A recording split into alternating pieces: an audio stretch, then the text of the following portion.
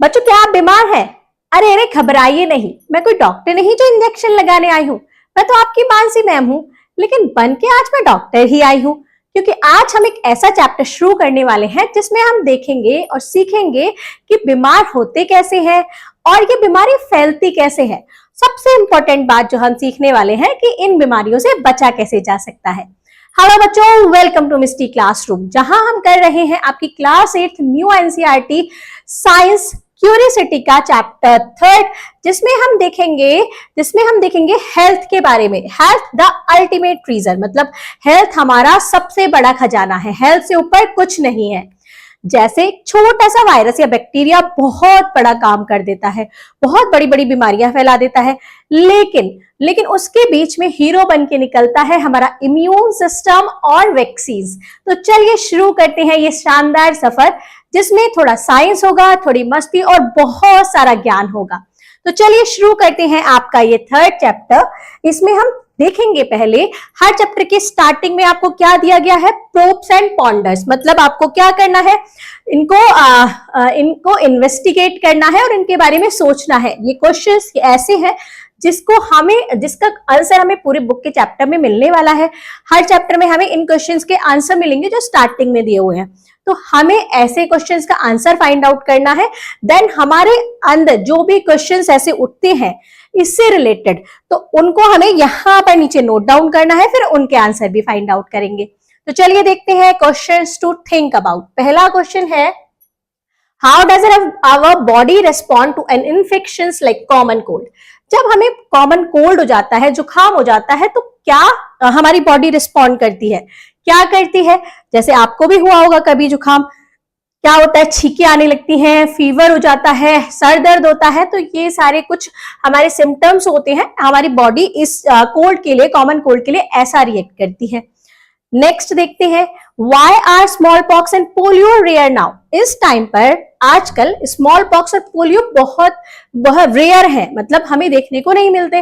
But diabetes and heart disease is common. लेकिन diabetes और heart diseases ये हर दूसरे तीसरे इंसान को देखने को मिल जाता है कि हर किसी को डायबिटीज की प्रॉब्लम है, शुगर की प्रॉब्लम है, हार्ट डिसीजेस है। ये क्यों कॉमन है? बच्चों, थोड़ा सा मैं एक्सप्लेन करती जा रही हूँ, क्योंकि इन चीज की हम वैक्सीन ले चुके हैं। ये स्मॉल पॉक्स, पोलियो, इन सब चीज की वैक्सीन ले चुके हैं, तो ये बहुत ही कम देखने को मिलती है। और डायबिटीज है, हार्ट अटैक है, शुगर है, ये हमारी बच्चों जो डेली रूटीन होता है, हमारे खाने पीने की आदत, हम एक्सरसाइज नहीं करते हैं, एक्टिव नहीं रहते हैं, ये सब हमारी डेली हैबिट्स जो होती हैं उसकी वजह से ये चीजें बढ़ रही हैं। आजकल ये चीजें देखने को बहुत मिलती हैं। नेक्स्ट क्वेश्चन है, can climate change cause new diseases. क्या क्लाइमेट चेंज होने पर नए नए डिसीजेस आ सकते हैं, नई बीमारियां हो सकती हैं? हाँ, जरूर हो सकती हैं। क्लाइमेट चेंज होता है तो कैसे भी चेंज हो सकता है, तो मॉस्किटोज से, बहुत सारी चीजों से नई नई बीमारियां फैलने लग जाती हैं, तो ये पॉसिबल है।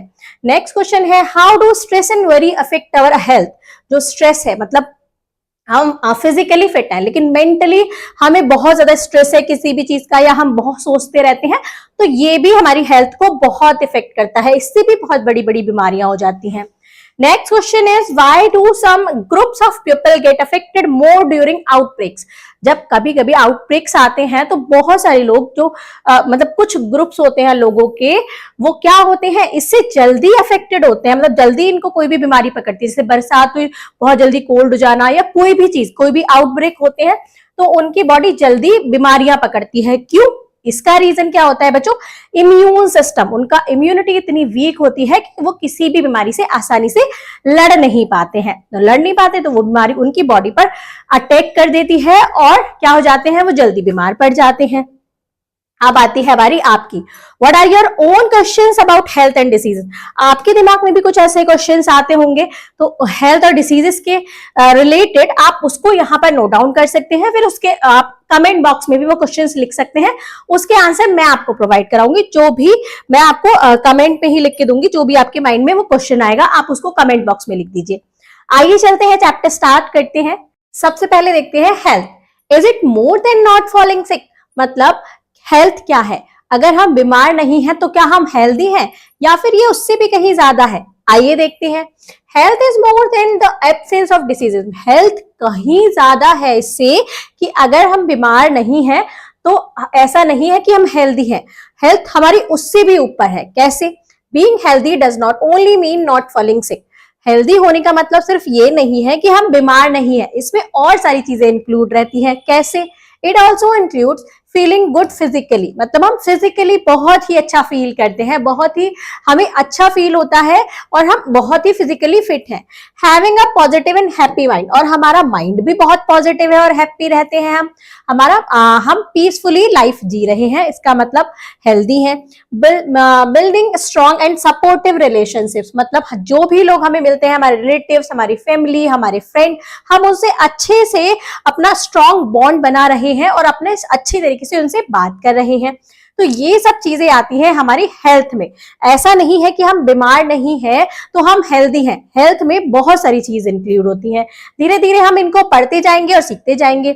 देखते हैं आगे, what the story tell us। अब एक स्टोरी है एक्टिविटी 3.1 में, ये हमें क्या बताती है? एक स्टोरी है एक लड़के के बारे में जो हमें बताता है कि उसके पास सब चीज है, वो फिट है, वो बीमार नहीं है, फिर भी वो बीमार कैसे है? आइए पढ़ते हैं ये story. A grade 8 boy shifted to a new school in another city. एक 8th क्लास का लड़का नए सिटी में, अलग सिटी में जाके एक नए स्कूल में उसका एडमिशन हो गया, शिफ्ट हो गए।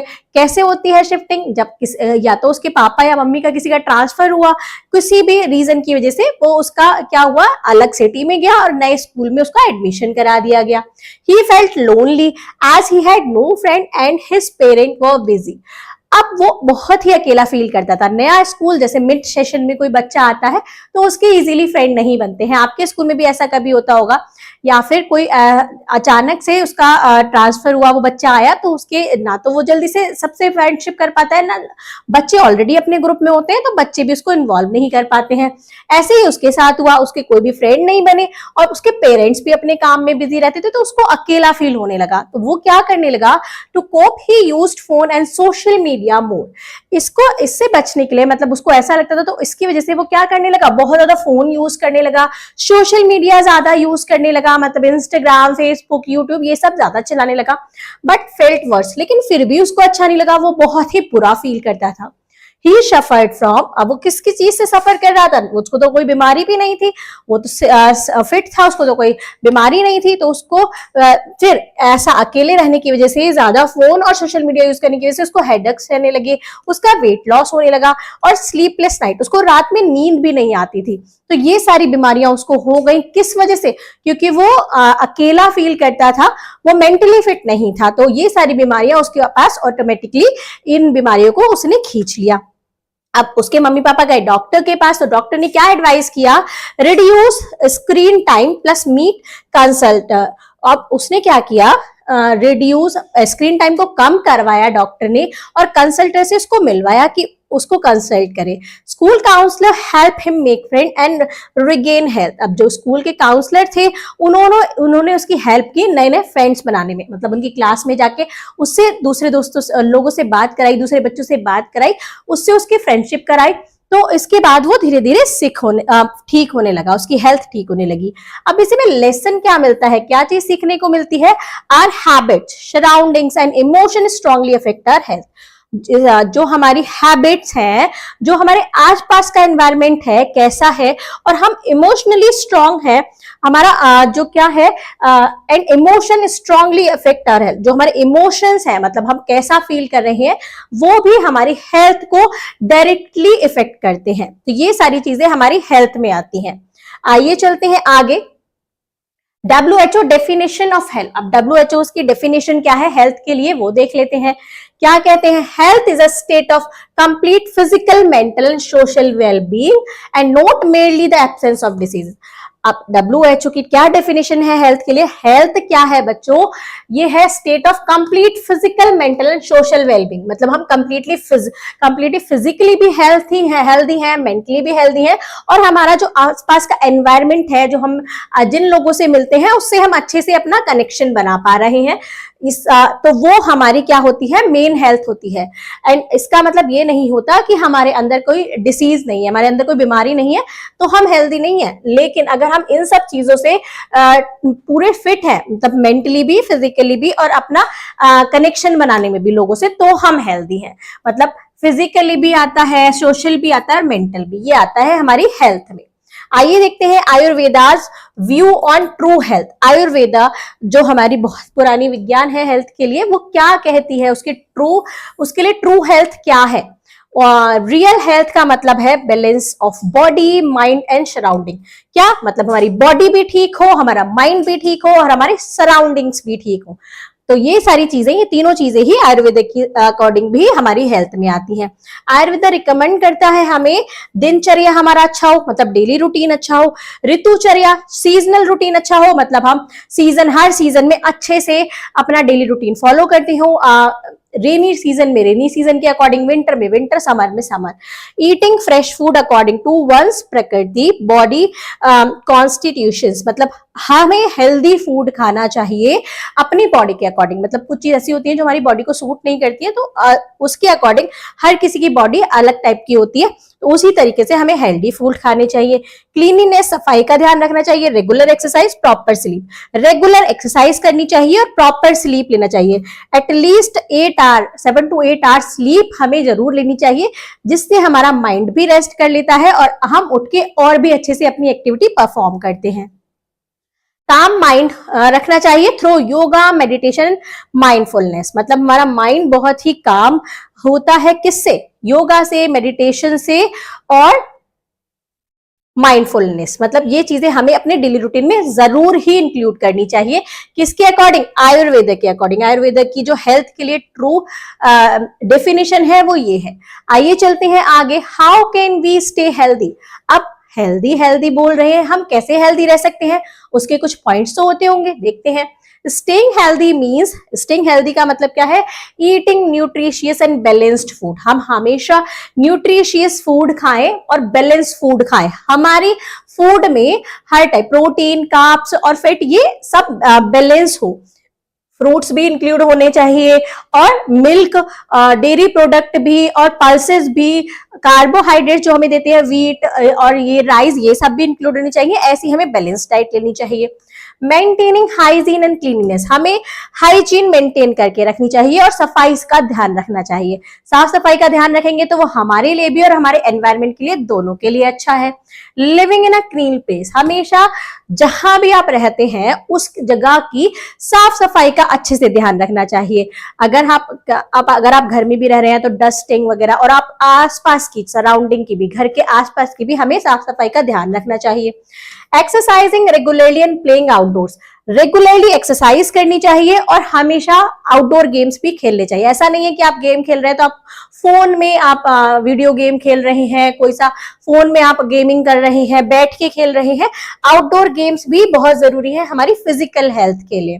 गेटिंग प्रॉपर स्लीप, अच्छे से हमें स्लीप लेनी चाहिए, मतलब 7 to 8 आवर्स हमें जरूर सोना चाहिए। Spending time with family and friends, और अपनी फैमिली और फ्रेंड्स के साथ टाइम स्पेंड जरूर करना चाहिए। ऐसा नहीं है कि आप फैमिली में बैठे हैं और आप अपने सब लोग अपना फोन चला रहे हैं, नहीं, एक दूसरे से अपना डेली रूटीन के बारे में बताइए कि आज हमारे स्कूल में ये हुआ, आप आपस में शेयर कर सकते हैं। कीपिंग अ पॉजिटिव एटीट्यूड, और हमेशा एक पॉजिटिव एटीट्यूड के साथ, हाँ मैं कर लूंगा किसी भी चीज को। कोई भी ऐसे नहीं है कि कोई चीज डिफिकल्ट है या कोई क्वेश्चन हमसे सॉल्व नहीं हो रहा तो हम सैड होके बैठ जाए। बस एक पॉजिटिव एटीट्यूड होना चाहिए कि हाँ हम इस चीज को कर सकते हैं। अगर आपसे नहीं होगा तो आप किसी बड़े से पूछिए और किसी की हेल्प लीजिए, और अगर आप बार बार प्रैक्टिस करेंगे तो आपसे हर चीज हो जाएगी। ऐसी कोई भी चीज नहीं है जो इम्पॉसिबल हो। आइए चलते हैं आगे, एक्टिविटी 3.2 देखते हैं। लेट अस लिस्ट बनाते हैं गुड हैबिट्स की और बैड हैबिट्स की। क्या अच्छी चीज है, हैबिट्स में भी बहुत सारी चीजें अच्छी होती हैं, बहुत सारी चीजें बुरी होती हैं। गुड हैबिट्स शुड डू, क्या क्या हमें करना चाहिए। Keep your self clean and maintain proper hygiene, अपने आप को साफ रखना चाहिए, मतलब डेली बाथ करनी चाहिए, ब्रश करना चाहिए ट्वाइस अ डे, और आपको जब भी आप कुछ खाते हैं, खाने से पहले और खाने के बाद में अपने हैंड वॉश जरूर करनी चाहिए, फ्रिक्वेंटली हैंड वॉश करते रहने चाहिए, और पर्सनल हाइजीन के बारे में भी ध्यान रखना है। तो यही आती है हाइजीन में सब चीज। Eat a healthy and balance diet, healthy और बैलेंस डाइट खाइए। Exercise regularly, relax and meditate every day, daily आपको रिलैक्स करना है और मेडिटेशन करना है। 5 to 10 मिनट से स्टार्ट करिए, उसके आगे बाद में बढ़ाते हैं। Sleep on time and rest well, time पर सो जाइए और अच्छे से रेस्ट लीजिए। ऐसा नहीं है कि सोते टाइम भी आपके माइंड में कुछ भी चल रहा है। एक पीसफुल स्लीप लेनी चाहिए। Spend quality time with friends and family, friends और फैमिली के साथ क्वालिटी टाइम स्पेंड करना चाहिए। अब बैड हैबिट भी देख लेते हैं, जो चीज हमें नहीं करनी चाहिए वो क्या क्या होती हैं। शुड अवॉइड, जिसे हमें अवॉइड करना चाहिए। Too much screen time, mobile TV games, screen time ज्यादा नहीं लेना चाहिए। मोबाइल टीवी या गेम्स ये सब ज्यादा नहीं खेलने चाहिए। Eating junk fast food everyday, daily आप जंक फूड खा रहे हैं, बाहर का खा रहे हैं, पिज्जा बर्गर चाउमीन नूडल्स, ये सब डेली अगर आप खाएंगे तो आपकी हेल्थ इफेक्ट होगी और आप बीमार हो जाएंगे। तो ये सब चीजें हमें अवॉइड करनी चाहिए। कभी कभी चलता है, मतलब आप मंथ में 15 डेज में एक बार ले सकते हैं, तो ये सब चीजें चलती है। लेकिन डेली आप ऐसा ही खा रहे हैं, आप बैलेंस डाइट नहीं ले रहे हैं, हेल्दी डाइट नहीं ले रहे हैं, तो आप बीमार हो सकते हैं। Sleeping very late and not enough sleep, late सो रहे हैं, रात के 1 बजे 2 बजे सो रहे हैं और अच्छे से नींद भी नहीं ले रहे हैं, तो वो भी गलत है। स्किपिंग मील्स, स्पेशली ब्रेकफास्ट, मील को स्किप करना भी बहुत गलत है। स्पेशली सुबह हमें ब्रेकफास्ट जरूर करना चाहिए। ऐसा नहीं है स्कूल जा रहे हैं मम्मी कह रही है ब्रेकफास्ट कर लो, नहीं मुझे नहीं करना, तो ब्रेकफास्ट कभी भी स्किप नहीं करना चाहिए। वो सबसे इंपॉर्टेंट मील होती है हमारे पूरे दिन की, तो ब्रेकफास्ट हमें जरूर खाना चाहिए और कोई भी मील स्किप नहीं करनी चाहिए। टाइम टू टाइम सारी मील्स लेनी चाहिए और मील्स का टाइम भी ज्यादा ऊपर नीचे नहीं होना चाहिए। तो ये कुछ लिस्ट है। Balance diet, stay physically active, से नो टू स्मोकिंग और एल्कोहल, मैनेज स्ट्रेस मतलब योगा और मेडिटेशन, गेट इनफ स्लीप। तो ये सारी चीजें आती हैं कि हमें क्या क्या करना चाहिए। आगे चलते हैं, मेंटेन अ हेल्दी लाइफस्टाइल। एक हेल्दी लाइफस्टाइल मेंटेन करने के लिए क्या क्या इंक्लूड कर सकते हैं वो देखते हैं। Way to stay healthy, eat a balance diet with fruit vegetable and whole grain. एक बैलेंस डाइट खाना जिसमें फ्रूट्स भी इंक्लूड हो, वेजिटेबल्स भी इंक्लूड हो, सीजनली जो भी वेजिटेबल्स आती हैं, जो भी फ्रूट्स आते हैं आप उन्हें ले सकते हैं। होल ग्रेन्स मतलब आप रोटी चावल ये सब जरूर खाएं। Avoid processed oily fatty and sugary food and drinks, आपको हमेशा अवॉइड करना है processed food, packet food, oily food, fatty और शुगरी, ज्यादा जिसमें शुगर हो वो फूड भी अवॉइड करना है। ये जो ड्रिंक्स आती हैं, कोल्ड ड्रिंक्स और ये सारे जो पैकेट जो जूस आते हैं उन सबको भी अवॉइड करना है। Stay physically active, physically active रहना है, आउटडोर गेम्स खेलने हैं, वॉक करने जाना है, रनिंग करनी है, साइकिलिंग करनी है, एक्सरसाइज। जरूरी नहीं है ये सारी चीजें आप एक दिन में ही कर लें, ऐसा कोई नहीं कहता कि एक दिन में आप साइकिलिंग भी कर लीजिए, रनिंग भी, वॉकिंग भी और आप स्विमिंग भी कर सकते हैं, गेम्स भी खेलें। कभी कोई चीज अच्छी लगती है, किसी दिन साइकिलिंग का मन है तो साइकिलिंग कर लीजिए, किसी दिन आउटडोर गेम्स खेलने का मन है, क्रिकेट खेलने का मन है, किसी दिन वॉक का मन है, किसी दिन रनिंग का मन है, तो जो आप करना चाहें आप उसको चूज करके कर सकते हैं। Limit screen time and spend more time in nature, screen time को लिमिटेड करना है। स्क्रीन टाइम खत्म तो नहीं हो सकती क्योंकि हमारा मतलब 50% काम हमारा फोन से ही होता है, मतलब हमारी पढ़ाई के लिए भी हमें फोन की जरूरत पड़ती है, तो हम उसको खत्म तो नहीं कर सकते लेकिन लिमिटेड कर सकते हैं क्योंकि अच्छी चीज भी हमें उन्हीं से सीखने को मिलती है। और ज्यादा से ज्यादा टाइम हमें नेचर के साथ बिताना चाहिए, मतलब हम बैठ के पार्क में बैठे थोड़ी देर देखें, नेचर को देखें, जो चिड़िया वहां पर घूमती हैं, जो एनिमल्स हैं, पेड़ पौधे हैं, उनको ऑब्जर्व करें, ये चीजें बहुत जरूरी है। Get enough sleep to rest and recover, enough sleep हमें लेनी चाहिए, रेस्ट करना चाहिए और जिससे हमारी बॉडी फिर से रिकवर हो जाए नया काम करने के लिए। अगर हम बिना नींद के रेगुलरली काम करते चले जाएंगे तो हमारी बॉडी को रेस्ट नहीं मिलेगा, तो वो अच्छे से अगले काम को, अगले टास्क को परफॉर्म नहीं कर पाएगी। आपने देखा भी होगा जब हम सुबह उठते हैं तो थोड़ी देर तो आलस रहता है, उसके बाद अगर हम नहा के अच्छे से तो हम में एनर्जी ज्यादा होती है, जिसको हम अच्छे से उस टाइम पे हम पढ़ाई करें तो बहुत अच्छे से होती है। और रात के टाइम क्या होता है, पूरे दिन की थकावट होती है, तो हम क्या होते हैं, थक जाते हैं, उस टाइम पर हम पे पढ़ाई भी अच्छे से नहीं होती। प्रैक्टिस योगा और सिंपल ब्रीथिंग, योगा से प्रैक्टिस करिए और सिंपल ब्रीथिंग एक्सरसाइज से प्रैक्टिस कर सकते हैं हम, आप प्राणायाम से। Say no to harmful substance, harmful substance को हमेशा नो बोलना है, तंबाकू, अल्कोहल, एडिक्टिव ड्रग्स, ये सब चीजों को हमेशा नो। अगर कोई आपके सामने पी भी रहा है, यूज कर रहा है, आप उसको भी मना कर सकते हैं कि ये चीज नहीं करिए, क्योंकि अगर कोई सिगरेट पी रहा है आपके पास आसपास तो उसको तो दिक्कत है, उसको तो प्रॉब्लम होगी, लेकिन उसका जो धुआं सारे एनवायरनमेंट में फैल रहा है, एयर को पोल्यूट कर रहा है और एयर के थ्रू आपके अंदर भी जा रहा है, तो वो आपको भी प्रॉब्लम होगी, तो आप उसे मना कर सकते हैं। आगे देखते हैं, कीप द एनवायरनमेंट क्लीन, और हमेशा अपने एनवायरनमेंट को भी क्लीन रखना है। कैसे रख सकते हैं अपने एनवायरनमेंट को क्लीन, आइए देखते हैं। व्हाई क्लीन एनवायरनमेंट मैटर, अब हमारा क्लीन रहना और वो तो समझ में आता है, एनवायरनमेंट का क्लीन रहना क्यों जरूरी है, आइए देखते हैं। क्लीन प्लेग्राउंड, जिसमें अगर आप क्लीन है प्लेग्राउंड तो अच्छे से खेलेंगे, फन, हेल्दी और सेफ है। डर्टी प्लेग्राउंड से क्या होगा, पोल्यूशन होगा, वहां मॉस्किटोज होंगे, और जब मॉस्किटोज होंगे तो काटेंगे तो हमें बीमारियां भी फैलेंगी, बहुत सारी तरह तरह के कीड़े मकोड़े हो जाते हैं। क्लीन एयर होगी and water are essential for good health. Clean air और वाटर जो हमारी बॉडी के लिए बहुत ही जरूरी है। अगर एयर पोल्यूशन होगा, एयर पोल्यूशन फ्रॉम व्हीकल्स या फैक्ट्रीज, इससे हमें कफ भी हो सकता है, अस्थमा भी, ब्रीथिंग प्रॉब्लम्स भी हो सकती हैं। तो ये सारी एयर से, ये एयर हमारे नोज के थ्रू जब हम ब्रीथिंग करते हैं तो हमारी बॉडी में, लंग्स में जाती है और हमें इफेक्ट करती है। Air quality index AQI show how clean the air is.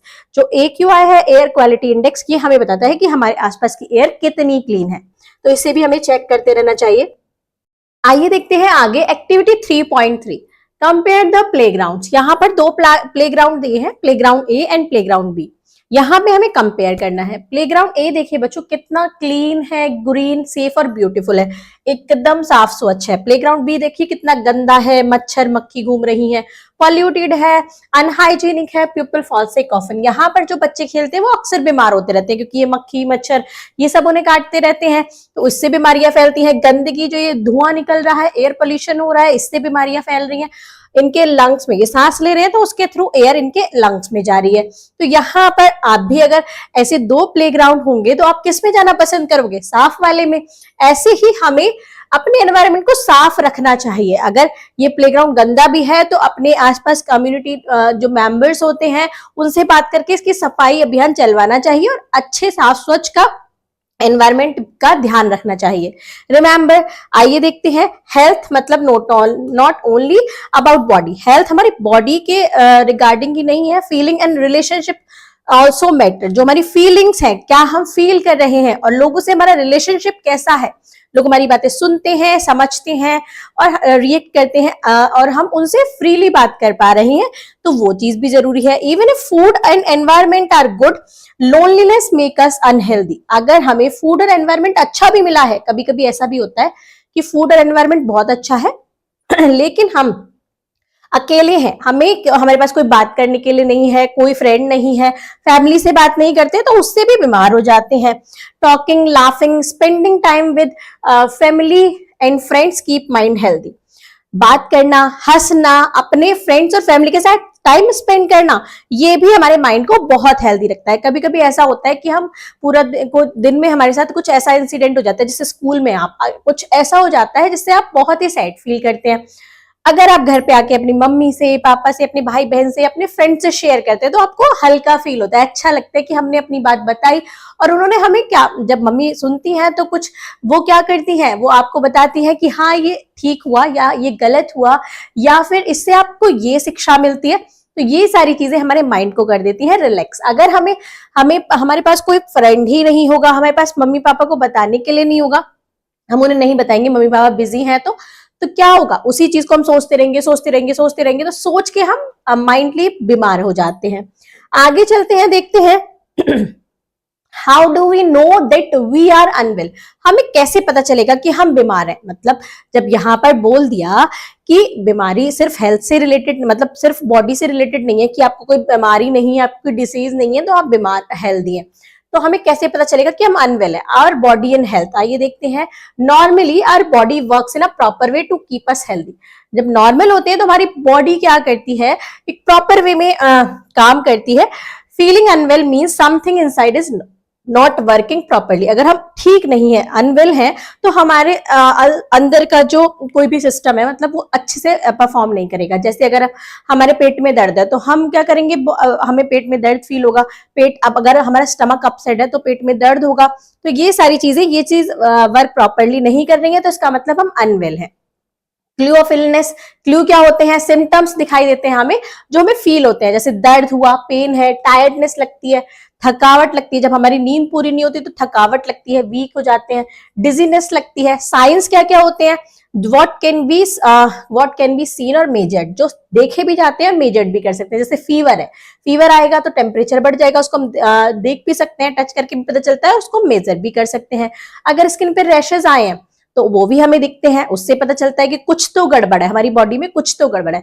Body क्या होती है बच्चों, एक मशीन की तरह होती है। मशीन में एक भी पुर्जा अगर इधर उधर हो जाए या खराब हो जाए तो मशीन क्या करने लगती है, आवाज करने लगती है, उसमें से स्पार्क होने लगता है, आवाज आने लगती है, या फिर प्रॉपरली वर्क नहीं करती है। सेम ऐसा ही बॉडी के साथ है, अगर कुछ भी दिक्कत होती है तो हमें सिग्नल मिलते हैं क्या होते हैं?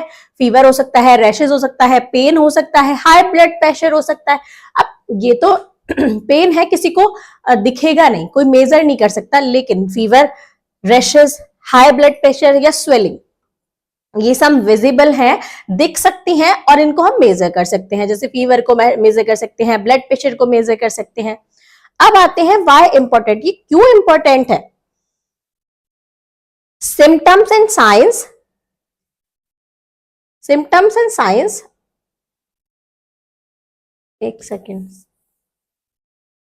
आइए देखते हैं। Symptoms and sign help doctors to, symptoms और साइन जो होते हैं वो हेल्प करते हैं डॉक्टर को कि वो समझ सके, understand the problem inside the body. जब हम डॉक्टर के पास जाते हैं बच्चों, तो डॉक्टर क्या करते हैं? पूछते हैं क्या दिक्कत है, तो उस दिक्कत से रिलेटेड ही वो हमारा इलाज करते हैं। फिर वो चेक करते हैं, जैसे हम बताते हैं हमारे पेट में दर्द है, हमें कुछ भी है, लूज मोशन है, हमारे सर दर्द है, हमें फीवर आ रहा है, तो उन्हीं सिम्टम्स के देख के डॉक्टर क्या करते हैं? हमें दवाई लिखते हैं, या टेम्परेचर चेक करते हैं, या कुछ भी चीजें उसका ट्रीटमेंट देते हैं, डिसाइड करते हैं क्या ट्रीटमेंट देना है। हेल्प अस रिकवर फास्टर, जब हम बता देते हैं उन सिम्टम्स को, तो डॉक्टर्स हमें एक्यूरेट दवाई देते हैं, जिससे हम इजीली क्या कर जाते हैं? जल्दी ही रिकवर कर जाते हैं। अगर हमें पता ही नहीं होगा, सिम्टम्स ही नहीं आएंगे, तो डॉक्टर्स को क्या बताएंगे? डॉक्टर कैसे? फिर पहले डॉक्टर को पूरी बॉडी चेक करनी होगी। अब पूरी बॉडी चेक करने में, अब वो है कुछ चीज और किसी और चीज की दवाई देते, तो उसको मतलब जब तक सही चीज पे आएगा तो उसको ठीक होने में भी टाइम लग जाएगा। तो ये सब क्यों इंपॉर्टेंट है, ये साइंस क्लूज, क्योंकि हम इसका अच्छे से सही से इलाज कर पाए। आइए चलते हैं आगे, देखते हैं डिसीज, कॉज एंड टाइप्स। अब डिसीज क्या होते हैं, बीमारी क्या होती है, बीमारी बात करते जा रहे हैं कि होती क्या है, और कितने टाइप की होती है वो भी देख लेते हैं। Disease, what is a disease? A disease is when body और mind does not work normally. एक डिसीज कब होता है? जब हमारा बॉडी और माइंड नॉर्मली काम ना करे, जो नॉर्मली काम करता है ऐसे काम नहीं करे, कुछ डिफिकल्टीज आए, जैसे मशीन में बताया था मैंने, आवाज आने लगती है, ऐसी बॉडी भी क्लू देती है। तो अगर नॉर्मली काम नहीं कर रही है तो हमारे क्या है, हमें कोई बीमारी है। Happens if organ stop functioning properly, कब होती है? जब हमारे ऑर्गन सिस्टम है, कोई भी जिस भी ऑर्गन, जिस भी जगह प्रॉब्लम होगी, वो ऑर्गन सिस्टम प्रॉपर्ली वर्क नहीं करेगा। तो इसी तरीके से ये बीमारी होती है। कॉज क्या होते हैं? पैथोजेंस, पैथोजेंस क्या होते हैं बच्चों? जर्म्स, जर्म से ही तो बीमारियां फैलती हैं। जर्म से बैक्टीरिया, जर्म्स कौन कौन से? बैक्टीरिया, जैसे वायरस है, फंगी है, वॉर्म्स है, प्रोटोजोआ है, इन सब से हमें बीमारी होती है। तो ये टर्म इंपॉर्टेंट है, पैथोजेंस आ सकता है। What is pathogens? तो ये क्या होता है? दीज आर जर्म्स, और कौन कौन से germs? Bacteria, virus, fungi, worms, protozoa, जो हमें क्या फैलाते हैं? बीमारी फैलाते हैं, जो हमें बीमार करते हैं। ठीक है।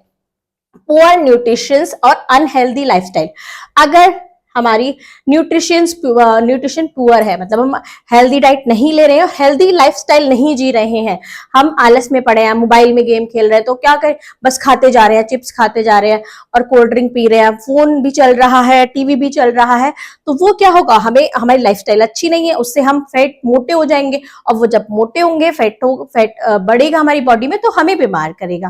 तो इस टाइप से, इसी वजह से ये कॉज होते हैं कि जिससे हम बीमार होते हैं। अब देखिए यहाँ पर common method to transmission of disease, disease फैलते कैसे हैं, कैसे फैलते हैं? देखो बच्चों, अभी जैसे ये इन्फेक्टेड पर्सन है, ठीक है, ये हेल्दी पर्सन है, अब क्या हुआ? इसके कपड़ों में भी इन्फेक्शन आ गया, वायरस, बैक्टीरिया, कुछ भी है। अब इसको मच्छर ने काटा, मच्छर ने काटा, वो मच्छर काट के दूसरे मच्छर के पास सेकंड कांटेक्ट में गया, या फिर डायरेक्ट ही इस आदमी को काट लिया, तो जो इसको बीमारी है, जिसको इन्फेक्शन है, इसको भी फैलने के चांसेस है। ठीक है। इनडायरेक्ट कांटेक्ट कौन कौन से हैं?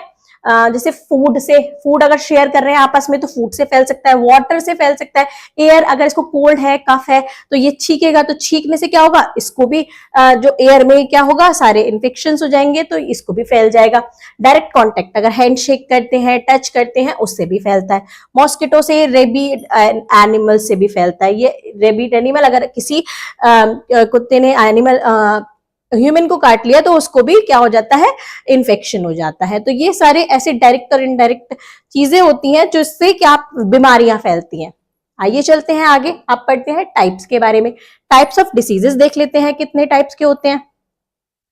सीधे सीधे वर्ड से ही समझ में आ जाएगा। नॉन कम्युनिकेबल डिसीजेस, एनसीडीज क्या होते हैं? नॉन कम्युनिकेबल मतलब do not spread from person to person, ये फैलते नहीं है एक पर्सन से पर्सन। नॉन कम्युनिकेबल है मतलब नॉन कम्युनिकेबल है तो एक पर्सन से दूसरे पर्सन पर इजीली नहीं जाते हैं। ये किस वजह से होते हैं? जैसे लाइफस्टाइल की वजह से, डाइट की वजह से, या एनवायरमेंट की वजह से।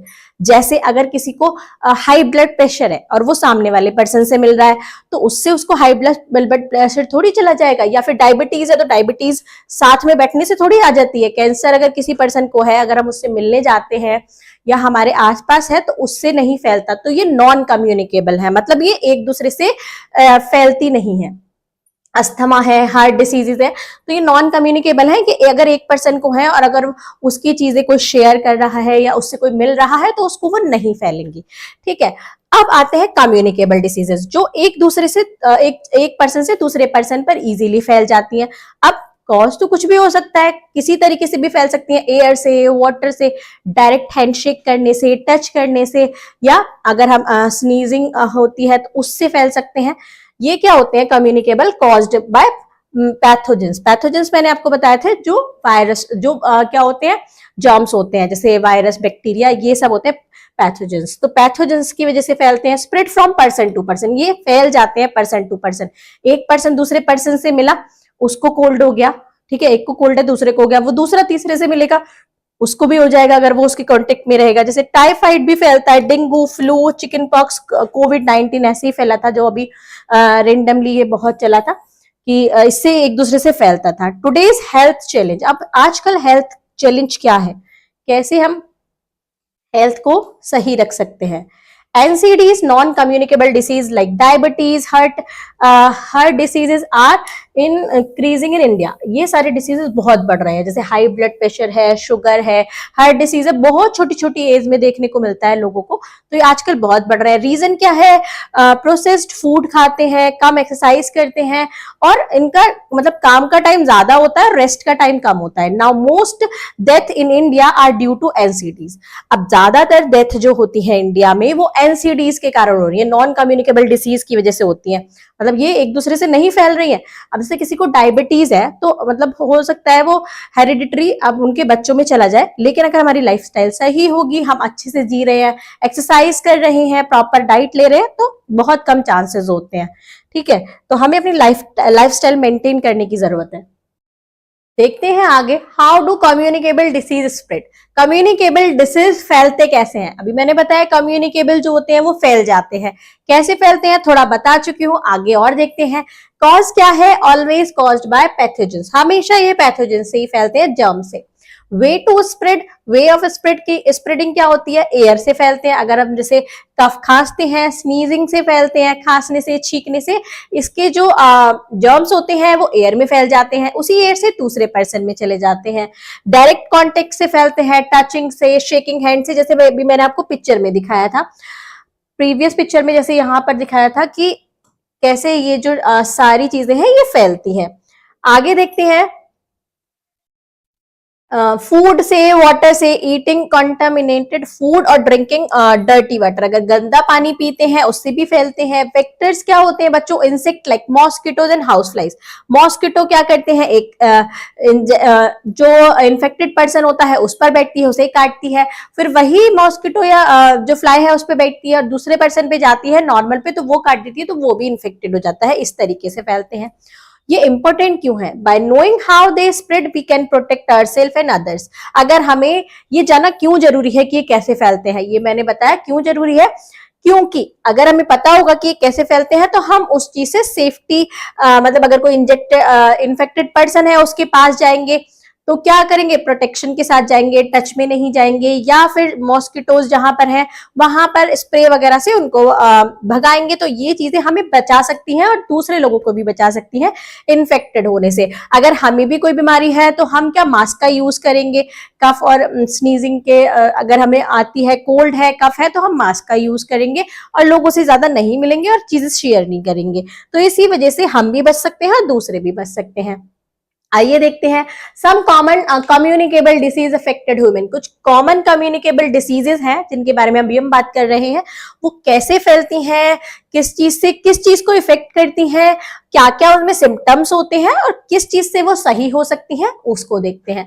कॉमन कोल्ड और इन्फ्लुएंजा वायरस से फैलता है, ये रेस्पिरेटरी सिस्टम को अफेक्ट करता है।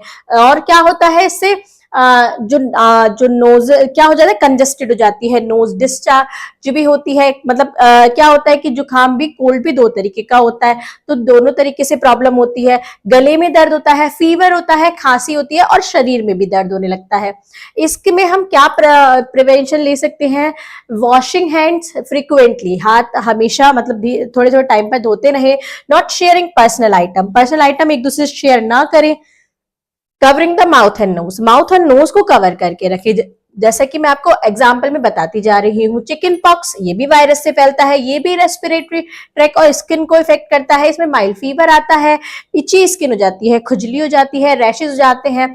और इसमें क्या होता है, कंप्लीट आइसोलेशन हो जाता है पेशेंट का, मतलब वो उसके पास कोई और नहीं जा सकता ज्यादा।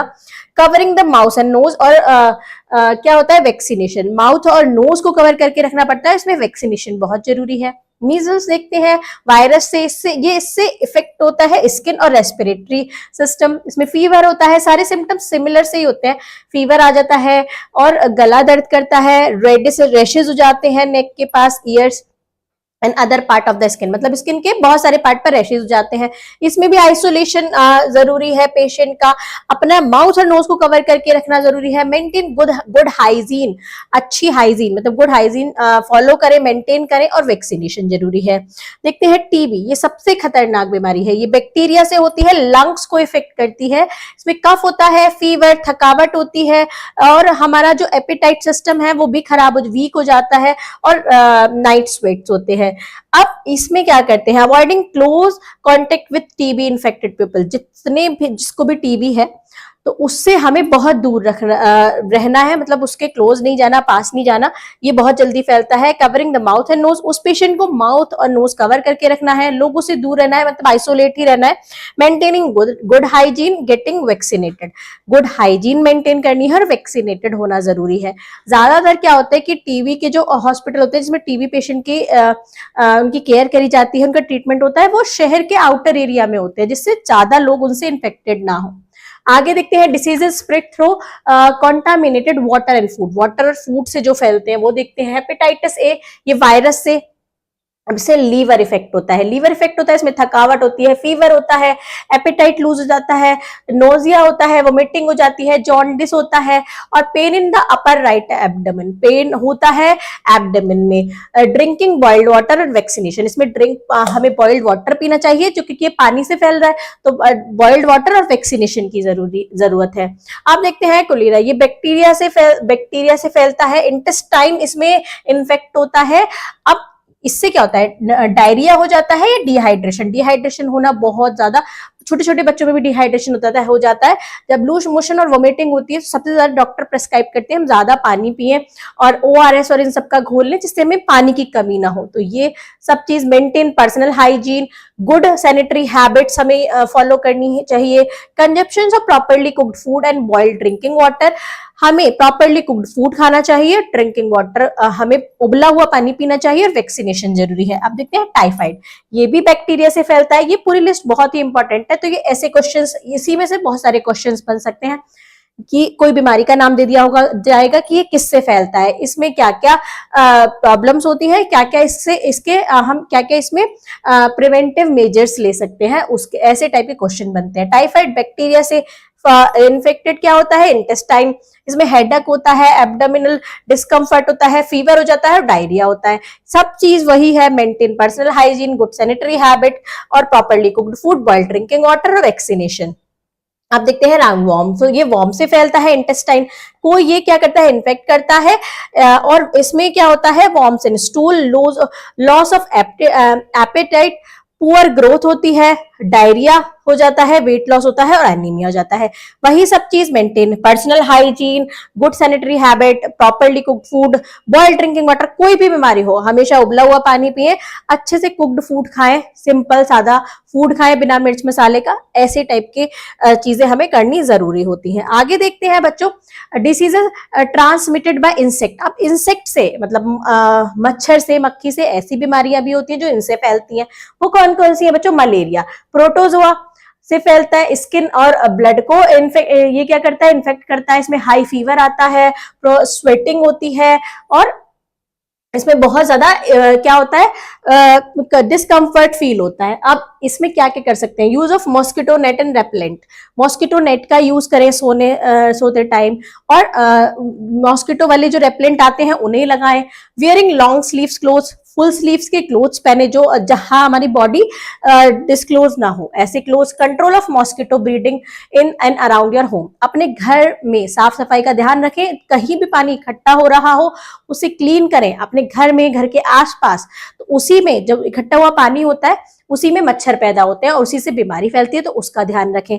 Dengue fever, break bone fever भी बोलते हैं इसको, इसमें हड्डियों में बहुत दर्द होता है, वायरस से फैलता है, स्किन और ब्लड को ये क्या करता है? इन्फेक्ट करता है। फीवर होता है, headache, muscle and joint pain होता है, मतलब मसल्स में और जॉइंट में बहुत पेन होता है, नोजिया होता है। अब जिसको भी ये चीज हुई है, आप आसपास अपने क्या कर सकते हैं? अपने फैमिली में, रिलेटिव्स में, आसपास आप ऐसे देख सकते हैं लोग और उनसे पूछ सकते हैं कि आपको क्या क्या फील हुआ, आपने कैसे इसको कवर अप किया। तो ये सारी चीजें आपको जनरली पता चलेंगी आसपास के लोगों से। सिर्फ पढ़ना और उसको याद करना ये जरूरी नहीं है, आपको उस चीजों को समझना है कि जो पर्सन उस चीज से गुजरा है, जिसको वो चीज हुई है, उससे पूछे डायरेक्ट कि आपको क्या क्या, कैसा कैसा फील हुआ, आपने इसके लिए क्या क्या प्रिकॉशंस लिए।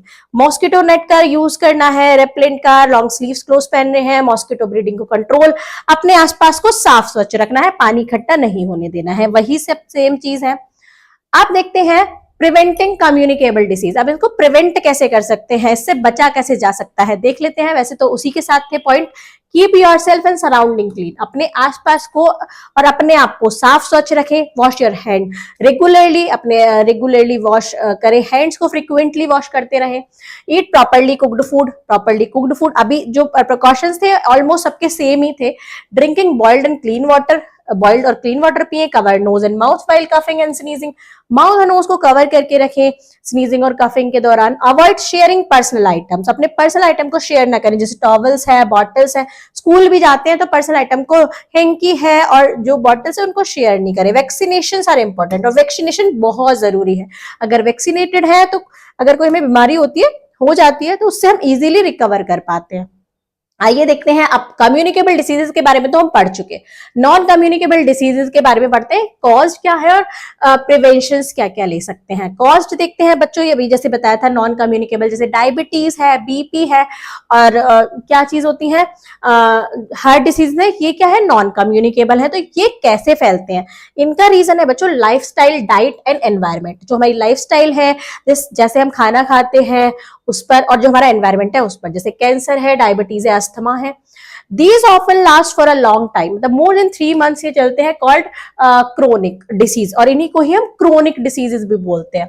डेफिशिएंसी डिसीज, जैसे किसी चीज की हमारी बॉडी में कमी हो जाती है, वो हो जाते हैं डेफिशिएंसी डिसीज। आपने पढ़ा होगा विटामिन ए की कमी से कौन सा बीमारी होती है, बी की, सी की, ये सब आपने पढ़े हैं, डी की। तो ये डेफिशिएंसी डिसीज होते हैं, किसी चीज की कमी हो जाती है तो हमें वो बीमारी हो जाती है, जैसे scurvy, anaemia, goitre due to lack of nutrient, हमारी बॉडी में न्यूट्रिएंट की कमी हो जाती है, तो उस वजह से ये बीमारियां हमारे अंदर घुस जाती हैं।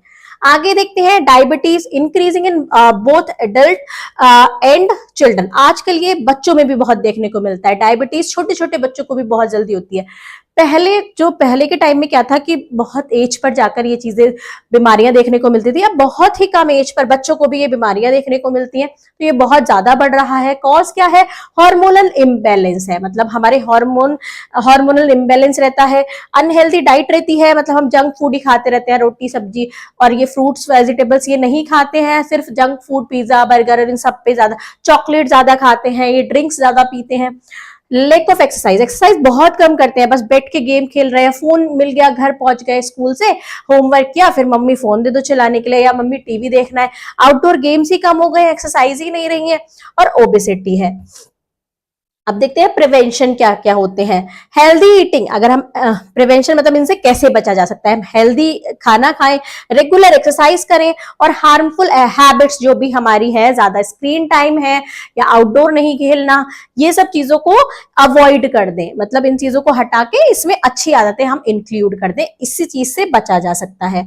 आगे देखते हैं, एक्टिविटी है 3.5 लेटेस्ट सर्वे। यहाँ पर एक सर्वे कर रहे हैं, find 3 most common lifestyle related disease in your neighbourhood.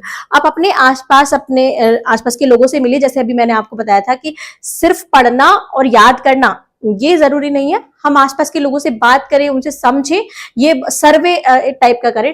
Talk to a doctor, doctor से बात कर सकते हैं, नर्स से, हेल्थ वर्कर से बात कर सकते हैं, फैमिली मेंबर अबाउट प्रिवेंशन, और फैमिली मेंबर्स जो प्रिवेंशन के बारे में बताएं कि इनसे कैसे बचा जा सकता है।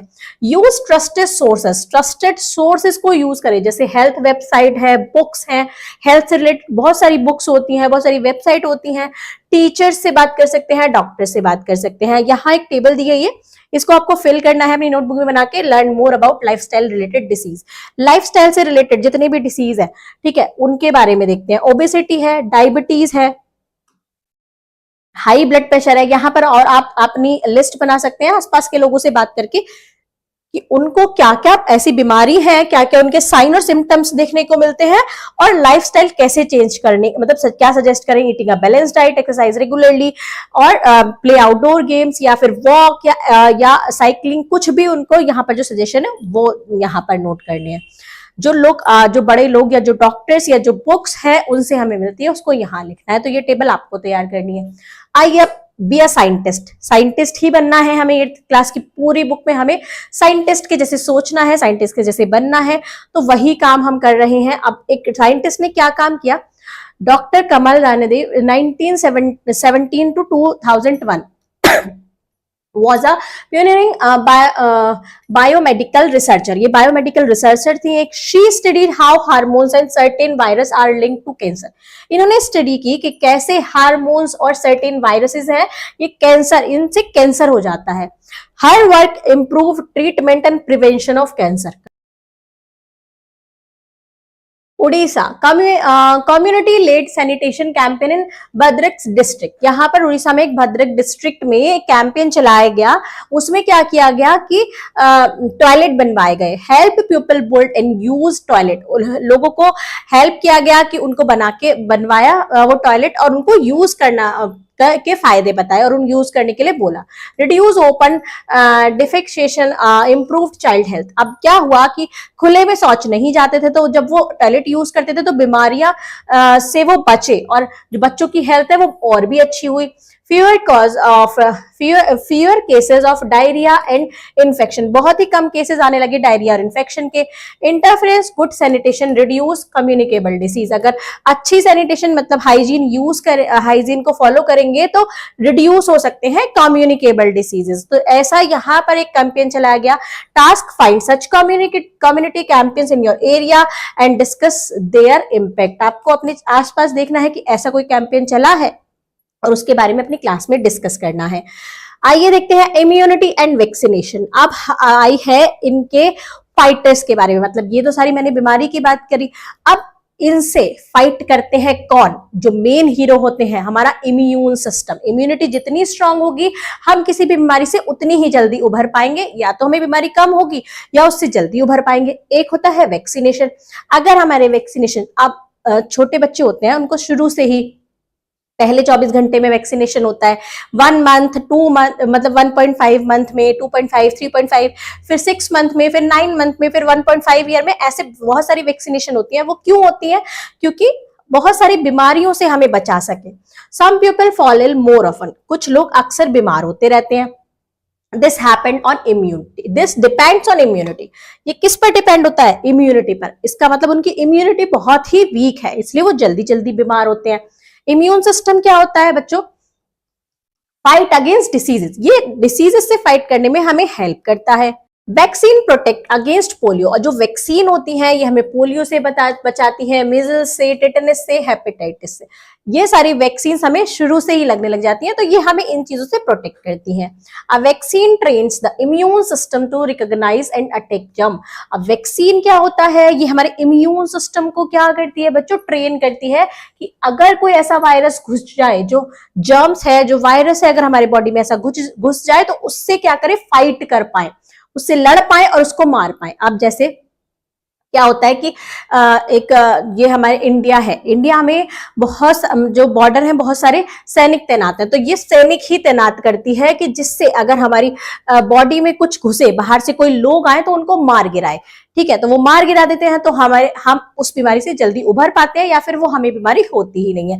या तो वो उसे घुसने ही नहीं देंगे, अंदर घुसने ही नहीं देंगे, बाहर से ही मार के भगा देंगे, या फिर घुस जाएंगे तो अंदर आके तब उससे फाइट होगी उन दुश्मनों से और तब बाहर भगाएंगे। तो ऐसे ही हमारी बॉडी में भी होता है, बाहर से जो वायरस और जो ये सब जर्म्स होते हैं घुस जाते हैं, तो जो इम्यून सिस्टम हमारा स्ट्रांग होता है, जिसको वैक्सीनेशन ट्रेन कर चुकी होती है कि अगर ऐसे वायरस घुसे तो आपको ऐसा करना है, उनको मारना है, कौन से वायरस को मारना है। तो इस टाइप से ये हमारी बॉडी के जो जर्म्स हैं उनसे लड़ती है, जो बाहर से जो एनिमीज वाले जर्म्स आते हैं, बीमारी वाले जर्म्स आते हैं, उनसे लड़ती है। एग्जाम्पल, टिटनेस शॉट जब लगता है वो प्रोटेक्ट करता है अगेंस्ट टिटनेस बैक्टीरिया।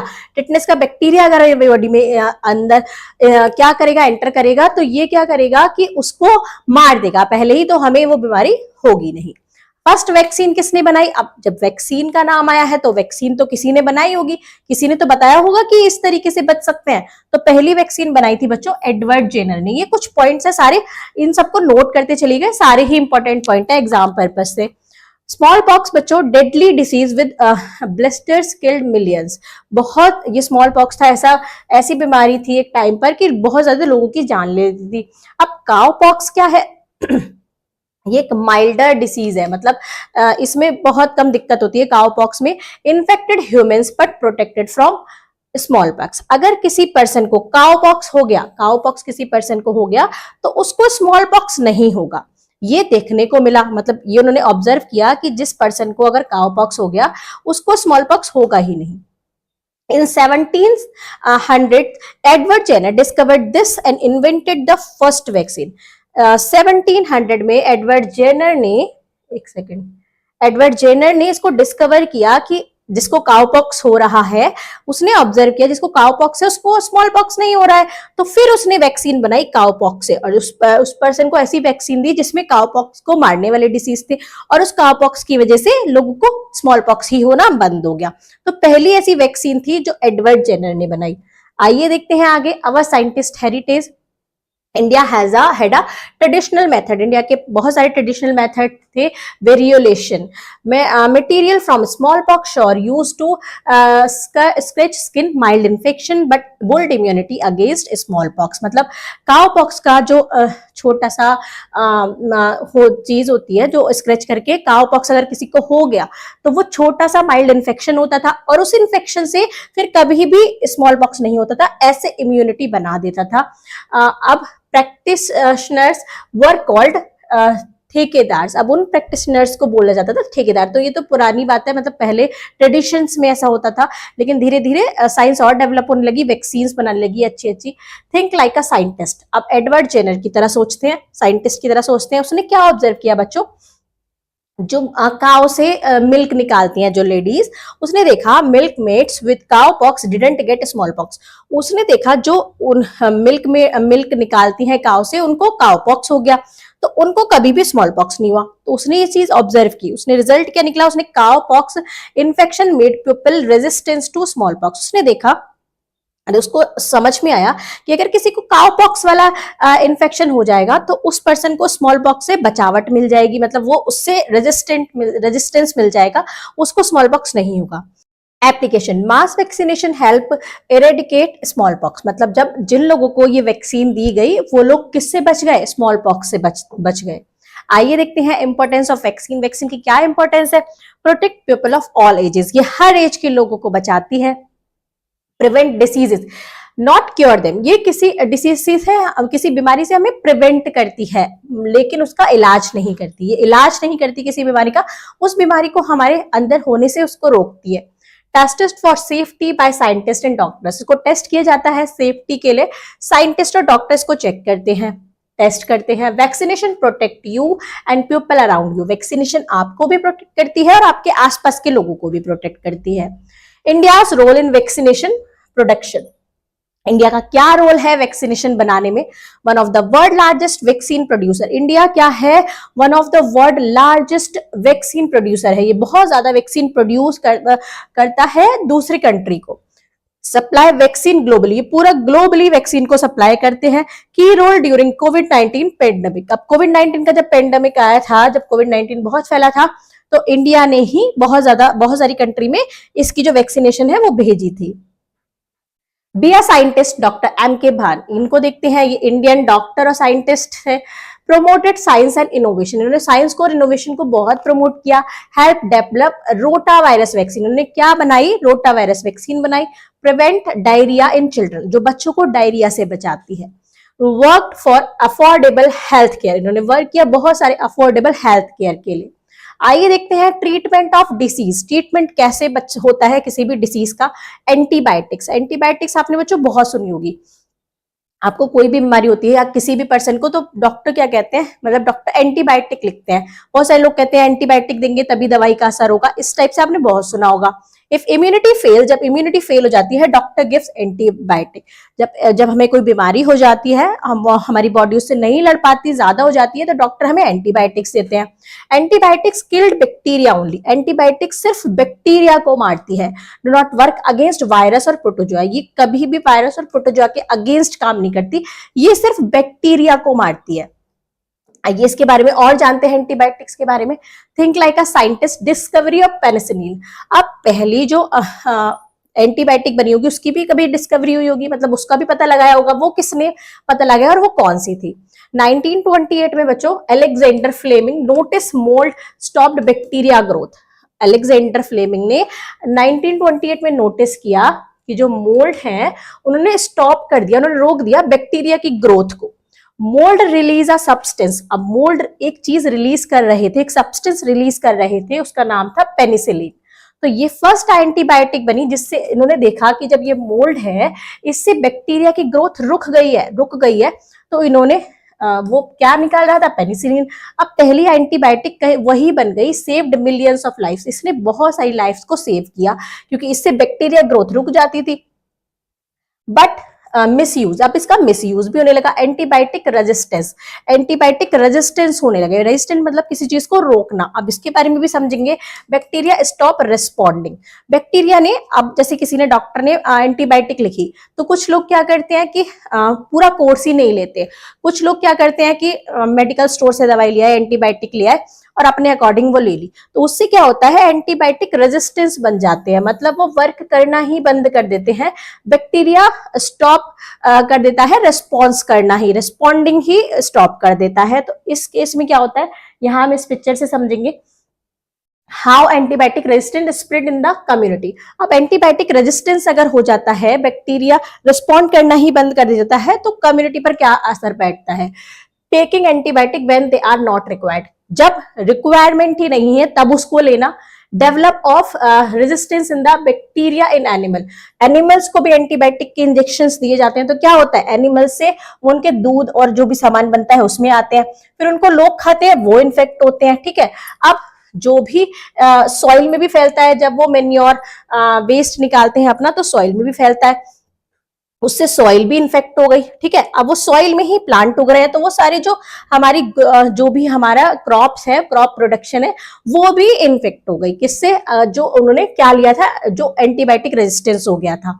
अब ह्यूमन में क्या होता है, कोई इंसान बीमार हुआ, development of resistance in human body, जब ह्यूमन बॉडी में डेवलपमेंट हो जाता है रेजिस्टेंस का, तो क्या होता है? वो बीमार, हॉस्पिटल में एडमिट, हॉस्पिटल में एडमिट तो क्या होता है? May have serious illness and get care at a hospital, जब ज्यादा बीमार हो जाता है तो हॉस्पिटल में एडमिट होता है, उसको केयर की जरूरत होती है। तो वो उस हॉस्पिटल में जो भी लोग होते हैं स्प्रेड डायरेक्टली अदर पेशेंट को भी फैलता है, इनडायरेक्टली भी फैलता है, हेल्थ केयर वर्कर को जो वो उनके साथ उनका ट्रीटमेंट कर रहे होते हैं उनको भी फैलता है। फिर वो पर्सन आता है घर, spread in hospital through dirty surface. अब डर्टी सरफेस होगा हॉस्पिटल का तो हॉस्पिटल में ही फैलेगा, पेशेंट को होम गया और अपनी फैमिली में सबको फैल गया। तो ऐसे ही ये पूरा सब फैल जाता है। Spread antibiotic resistance Bactrian community. Antibiotic resistant bacteria community में कैसे फैलता है, ये सारी पिक्चर उस चीज की है। आइए देखते हैं आगे एक्टिविटी 3.7 एंटीबायोटिक रेजिस्टेंस। अब ये होता क्या है एंटीबायोटिक रेजिस्टेंस, अभी मैंने आपको बताया।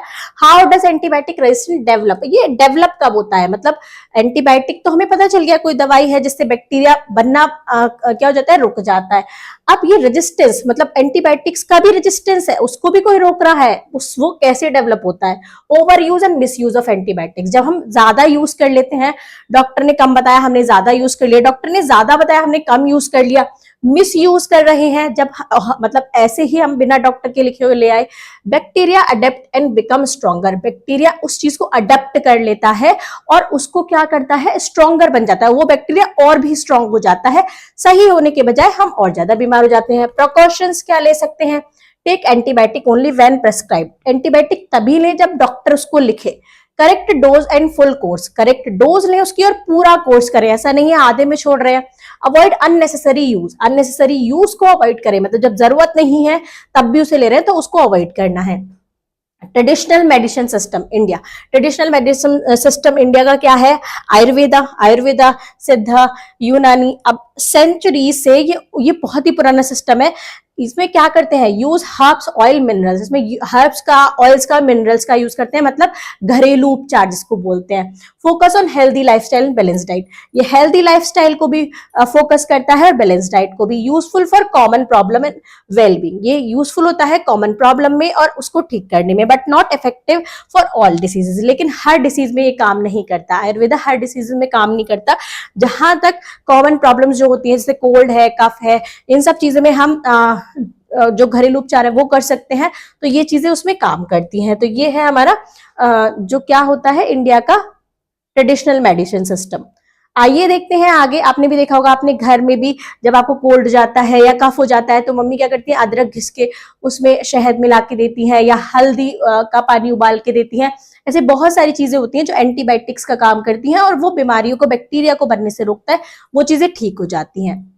How bacteria become resistant to antibiotics, अब बैक्टीरिया कब रेजिस्टेंट बनता है एंटीबायोटिक के लिए वो भी देख लेते हैं। A few microbe develop resistance to antibiotics, a few microbe develop resistance to antibiotic when antibiotics kill bacteria causing illness, they also kill good bacteria protecting the body from infection। अब क्या होगा जब वो एंटीबायोटिक गया body में तो उसको तो नहीं पता कि कौन सा सही बैक्टीरिया है कौन सा गलत है, तो वो बेकार मारने के साथ साथ सही बैक्टीरिया अच्छी चीजों को भी मार देती है। The antibiotic resistance bacteria grow and take over, अब एंटीबायोटिक रेजिस्टेंस बैक्टीरिया बढ़ जाते हैं और बहुत ज्यादा हो जाते हैं। Some bacteria transfer antibiotic resistance to other bacteria causing more problems, कुछ बैक्टीरिया जैसे कुछ बैक्टीरिया क्या होते हैं, ट्रांसफर हो जाते हैं एंटीबायोटिक रेजिस्टेंस में अदर बैक्टीरिया में, तो वो बहुत ज्यादा प्रॉब्लम्स हमें क्रिएट करते हैं। यहाँ पर एक पिक्चर दी है, development of antibiotic resistance bacteria and preventing measures. I need antibiotic for my mother, मुझे एंटीबायोटिक चाहिए, she had a short throat and a fever, उनके गले में दर्द है और फीवर है। ये क्या हुआ, मेडिकल स्टोर पे पहुंच गया, तो दूसरी लेडी उसको क्या कर रही है, you must get up prescription from a doctor, तुम्हें पहले डॉक्टर से लिखवा के लाना चाहिए। तो ये सही बात बता रही है कि जब डॉक्टर लिखे तभी उसको ले। यहाँ पर मेडिकल स्टोर वाला तो दे देगा क्योंकि उसको तो बेचना है, उसको तो अपनी दवाई बेचनी है, तो उसने तो एडवाइस नहीं किया, लेकिन जो दूसरी लेडी है उसने एडवाइस किया। अब दूसरी पिक्चर में देखिए, are you giving antibiotics to your cattle, क्या आप अपने कैटल्स को एंटीबायोटिक देती हैं, तो ये कहती है कि नहीं, I am not using any antibiotic, मैं कोई भी एंटीबायोटिक यूज नहीं करती, क्योंकि अगर वो एंटीबायोटिक रेजिस्टेंस उसने क्रिएट कर दिया तो वो दूध में, दूध से बनने वाली सारी चीजों में, मिट्टी में, सब में मिलेगा, तो वो लोगों को ही इन्फेक्ट करेगा। No no, do not give antibiotics injection to your cattle, नहीं नहीं, ये बच्चे कह रहे हैं अपने किसी बड़े पर्सन से कि नहीं, अपने कैटल को एंटीबायोटिक इंजेक्शन नहीं देना। It will develop antibiotic resistance otherwise, नहीं तो ये एंटीबायोटिक रेजिस्टेंस क्या कर देगा, डेवलप कर देगा, और वो रेजिस्टेंस मतलब बुरे जो बैक्टीरिया हैं वो ज्यादा बढ़ जाएंगे और उससे और लोगों को भी बीमारी फैलेगी। तो बहुत जरूरी है चीजों का सही इस्तेमाल करना, अच्छे से इस्तेमाल करना, अच्छी लाइफस्टाइल जीना, और जो चीज जरूरी है उसका सही से इस्तेमाल करना। वैक्सीनेशन है तो सही टाइम पर लेना और सारी वैक्सीनेशन लेना, एंटीबायोटिक ले रहे हैं तो वो भी सही से लेना। हर चीज का क्या होता है, अच्छा रूप भी होता है तो उसका बुरा रूप भी होता है, वो अपने वर्स रूप में भी आ जाती है। तो हर चीज को डॉक्टर से प्रेस्क्राइब करके अच्छी लाइफस्टाइल आप फॉलो कर सकते हैं, आउटडोर गेम खेल सकते हैं, फैमिली से बात कर सकते हैं, एक गुड लाइफस्टाइल मेंटेन कर सकते हैं, हेल्दी डाइट ले सकते हैं, जिससे आप इन सब बीमारियों से बच सके और आप भी उस क्लास 8th के बच्चे की तरह ना तो अकेला फील करे कि वो अकेला फील कर रहा था, उसके कोई फ्रेंड नहीं थे, ना ही आप और लोगों की तरह लोगों से इन्फेक्ट हो पाए, ना ही आप अपनी लाइफस्टाइल बेकार करके जो नॉन कम्युनिकेबल डिसीजेस हैं उन्हें अपने अंदर लाएं। तो बच्चों, वीडियो अगर पसंद आई है तो आपको क्या करना है, लाइक करना है, कमेंट करना है जो पॉइंट समझ में आए हैं, और जो नहीं समझ में आए हैं उनको बताना है, मैं उनका आंसर आपको कमेंट बॉक्स में जरूर प्रोवाइड करूंगी। शेयर करना है इस वीडियो को अपने प्यारे प्यारे दोस्तों के साथ, आपको चैनल को सब्सक्राइब करना है, बेल आइकन प्रेस करना है ताकि आगे की वीडियो भी आपको ऐसे ही मिलती रहे। अगर आपको नोट्स चाहिए तो आप जल्दी से टेलीग्राम चैनल ज्वाइन कर लीजिए, वहां पे मैं आपको सारे सब्जेक्ट की नोट्स प्रोवाइड कर रही हूँ। कोई भी क्वेश्चंस, कोई भी क्वेरी है चीजों से रिलेटेड तो आप मेरे को टेलीग्राम पर, इंस्टाग्राम पर मैसेज कर सकते हैं, उसका भी हैंडल आपको डिस्क्रिप्शन बॉक्स में मिल जाएगा। मिलते हैं नेक्स्ट वीडियो में, तब तक पढ़ते रहिए, हेल्दी रहिए मिस्टी क्लासरूम के साथ। Bye bye students.